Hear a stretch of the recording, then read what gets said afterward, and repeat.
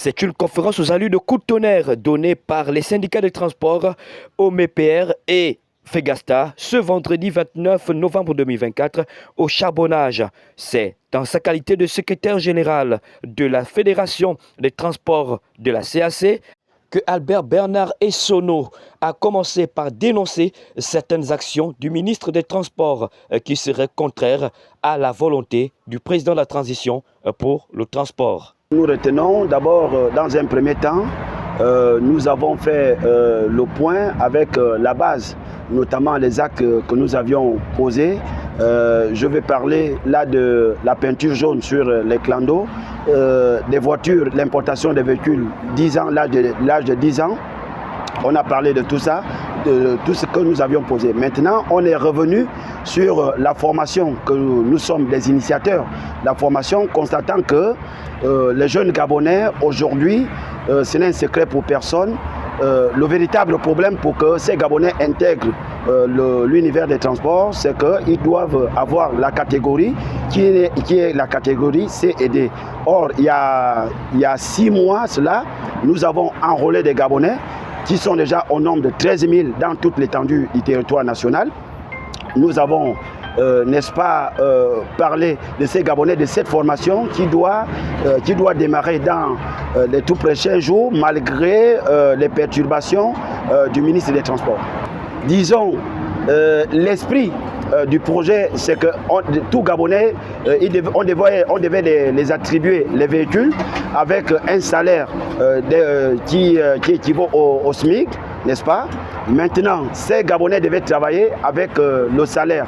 Maintenant, il devait y avoir un service d'entretien qui devait s'occuper de ces voitures, qu'après une durée, la voiture devait revenir aux Gabonais. Mais ce qui a été le contraire, parce que ici, le ministre des Transports, qui n'a pas participé à l'élaboration de ce projet, a pris les choses, disons, il met la charrue avant la bœuf et a induit le président en erreur. Parce que le président, c'est quelqu'un qui a une vision dans le transport. Et la vision du président, c'est celle que les Gabonais occupent ce secteur d'activité qui est l'épine dorsale de l'économie de notre pays. Mais au regard de ce qui précède, nous voyons le ministre des Transports, n'est-ce pas, aller à contre-courant contre la politique du chef de l'État, parce que ce que le ministre des Transports est en train de mettre en place, il est en train de combattre, n'est-ce pas, la vision même du président de la République. Parce que dans la vision du président de la République, c'est que le transport soit au mains des nationaux. Nous ne pouvons pas être xénophobes, mais on va aller au niveau du pourcentage. Ça veut dire que si on a 80%, et nos frères qui ont naturellement leur corps diplomatique, qui sont représentés ici par les ambassades, on peut peut-être les concéder 20% pour que les Gabonais soient majoritaires. Parce que le ministre des Transports n'a jamais associé. C'est-à-dire que nous sommes des partenaires sociaux. Et quand on est des partenaires sociaux, ça veut dire à la prise des décisions du gouvernement, nous devons associer, on doit nous associer parce que c'est un projet que nous avons conçu. Et quand on a conçu ce projet, il a été dit que la marque choisie devait être Toyota. Nous-mêmes, nous avons vu, Toyota, c'est une marque qui est performante. On retrouve des pièces en occasion d'origine, nous retrouvons des pièces d'occasion. C'est à la somme de ces dénonciations que le secrétaire général de la Fédération des transports de la CAC demande une seule chose. Bon, simplement, ce n'est sans langue de bois. Je pense que tous les Gabonais suivent le ministre des Transports. Je pense que ça me fait 35 ans que je suis au transport. Je pense que ce ministre, il doit s'estimer heureux. C'est une grâce que le président a choisi. Mais il n'est pas dans la vision du président. Nous demandons simplement que ce ministre parte de ce ministère parce qu'il ne maîtrise rien des transports. Et quand on ne maîtrise rien, on doit appeler les techniciens pour que les techniciens soient votre guide. Mais pratiquement, il fait à sa tête.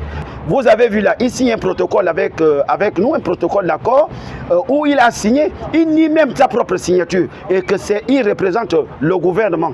Mais vraiment, c'est pour nous, c'est vraiment honteux pour un ministre de la République, un membre du gouvernement qui va à contre-courant, qui s'oppose même, n'est-ce pas, à sa signature.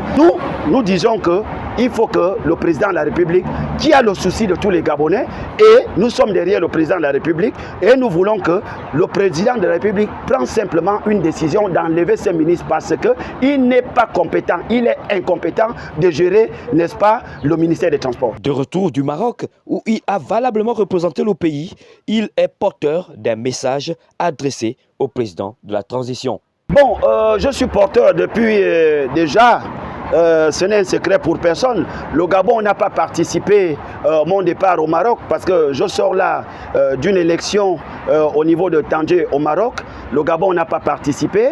Il rend un mauvais service même au président de la République parce que nous avons déposé une demande parce que c'est une invitation officielle. Alors cette invitation officielle a permis que le Gabon puisse, n'est-ce pas, acheter mon billet aller-retour. Ça n'a pas été le cas. Ils n'ont pas informé le président. Ils ont caché ça dans les tiroirs. Le ministre des Transports, toujours le même ministre, il a caché ça dans ses tiroirs. Mais malheureusement, je suis secrétaire général de la Fédération des Transports de la CSC. Donc, la communauté économique a payé mon billet aller-retour. Et à mon retour, j'ai été porteur d'un message des autorités marocaines qui veulent venir construire un centre de formation des métiers de poids lourds au Gabonais gratuitement avec leurs moyens. Avec leurs moyens, ils veulent venir construire ce centre de formation de poids lourds et puis installer les maisons de contrôle technique parce que ici, ça se fait maintenant par complaisance. Donc, je suis porteur de ces messages. Jusqu'à aujourd'hui, le ministre ne veut pas me recevoir pour que je lui donne la restitution, je donne les rapports que j'ai ramenés au Maroc. Il a bloqué son cabinet. Voilà qui laisse augurer que la félicité à laquelle nous aspirons semble désormais qu'une simple illusion.